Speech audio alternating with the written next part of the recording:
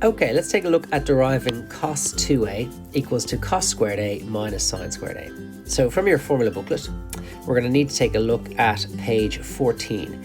And you can see here, there is our rule down there, but they're asking us to derive that, so we're not going to use that.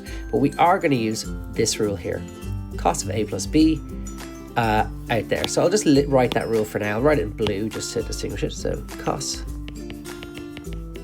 a plus b equals cosine a cosine b minus sine a sine b.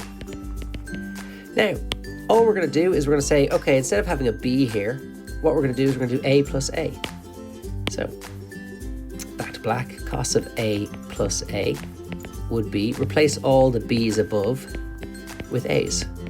And hey presto, we're actually done. Cos 2a equals cos a by cos a is cos squared a. Sine a by sine a is sine squared a.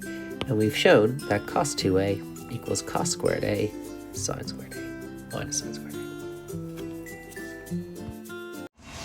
Hope you found that useful. If you did, then like or subscribe, or check out the other social medias where I'll be adding extra resources. If you want something particular made, then just leave me a message on one of those platforms and I'll do my best to interact with something. Best of luck in all your exams.